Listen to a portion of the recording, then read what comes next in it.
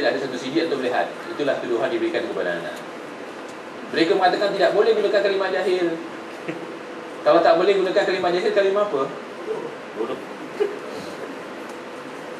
Jahil bahasa Arab, bahasa Melayu bodoh. Tak boleh. Tak ada akhlak katanya. Ada satu lagi teori Usman Muhammadi. Prinsip dia, kalau antum nak berdakwah, antum cuba lihat sendiri ni, dan nanti dalam CD-nya kita akan sebarkan CD. Anak murid, anak-anak buah kita daripada Muslim profesional, yang mana anda tengok anak-anak buah nanti di situ ada yang pakai bedah jantung, doktor, ada yang pilot, buat dialog dengan Usman Muhammadi. Kami memang tak dipanggil. Sebab bagi mereka, kalau anak murid boleh hitam, kalau gurunya lebih teruk dia. Jadi bila kita lihat dialog yang 3 CD,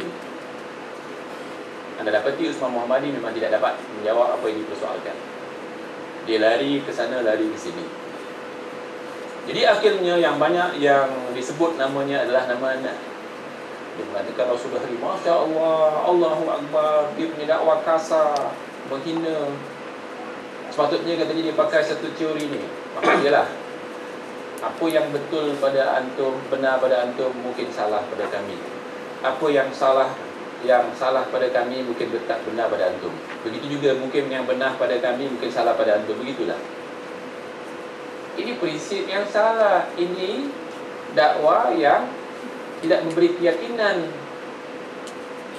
memberi syakwa sangka, tak memberi keyakinan. Betul tidak? Tahu maksud anak? Kalau kita katakan berzina haram, kita bawa Quran, bawa hadis, kita bawa fatwa ulama. Kalau pakai teori ni, mungkin kata anda salah, mungkin kata anda benar. Kalau orang tu suka sama suka, boleh saja kalau pakai akal.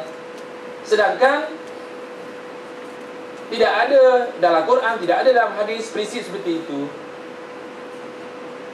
Apabila memperkatakan Quran dan hadis qat'i, tahu qat'i? Kata putus. Jangan katakan, oh mungkin betul pada anda, mungkin salah pada anak, mungkin salah pada anak, mungkin betul pada anda. Prinsip ini tidak boleh. Sebab dia tak memberi keyakinan. Tidak memberi keyakinan. Tahu? Kenapa nak katakan tidak beri keyakinan? Mungkin besok nak katakan, Ustaz, membaca Yasin di kuburan ini haram. Itu pendapat anda. Betul pada anda, mungkin salah pada anak. Dia akan katakan seperti itu. Baca maulid banyak syirik tak dalamnya? Banyak syirik. Dia akan katakan mungkin betul pada kita, salah pada anda. Dia pakai teori macam tu, bermakna tak memberi keyakinan. Sedangkan dakwah Islamiah adalah dakwah yang yakin. Sebab dzalikal kitabu la raiba fihi hudan lil muttaqin. Dakwah kita pakai kitab. Bila kitab isinya tak ada right. Apa arti tak ada right? Tak ada sakwa sangka. Syekh, dalam Islam, Quran yang disampaikan, hadis yang disampaikan, kalau hadis sahih, bila ulama berfatwa, fatwanya sahih mengikut Quran dan hadis, apa kata Rasulullah? Usikum bitaqwallahi azza wa jalla. Betul tak? Aku wasiatkan kamu supaya takwa kepada Allah SWT. Lepas itu apa? Alaikum bisunnati wa sunnatil khulafa'ir rasyidin al-mahdiyyin min ba'di. Tamassaku biha wa 'addu 'alaiha bin nawazish. Hendaklah kamu pegang kepada sunatku. Sunat siapa? Khulafa'ir rasyidin. Bukan pegang saja, kena gigit. Apa arti pegang? Apa arti gigit? Anda jangan ragu. Jangan beri keraguan. Beri keyakinan. Kena pegang dan gigit. Dan akhirnya apa kata Rasulullah SAW? Wa in ta'ish minkum fasayara ikhtilafan katsira. Jika kamu itu panjang umur, kamu akan lihat ikhtilaf yang banyak. Inilah ikhtilaf yang banyak. Bila ikhtilaf yang banyak, apa syaratnya? Jangan pakai kepala orang ramai. Jangan pakai kehendak orang ramai. Tapi kita disuruh kembali, alaikum bisunnati wa sunnatil khulafa'ir rasyidin al-mahdiyyin min ba'di. Pada masa itu disuruh kembali kepada sunnah. Selepas sunnah khalifah.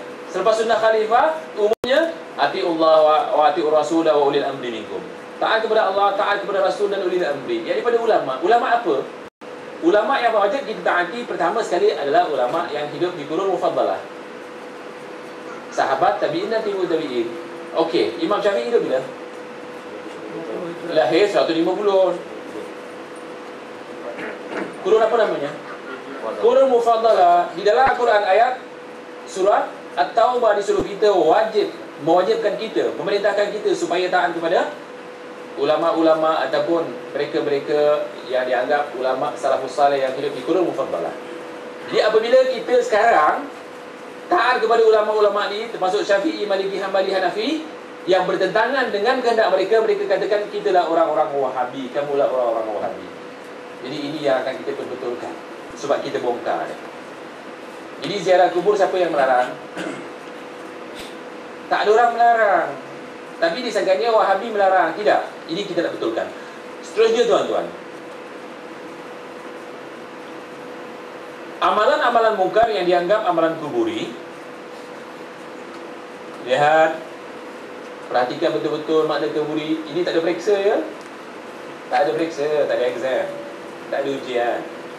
Tapi kena jagalah. Ujian kamu bila melihat kemungkaran. Ujian kamu bila orang bertanya kepada antum. Ujian kamu bila bersama orang-orang bid'ah. Antum punya hujah tak kalau ditanya? Ini ujian antum. Itu ujian lebih getir. Pertama, membina masjid di tanah perkuburan.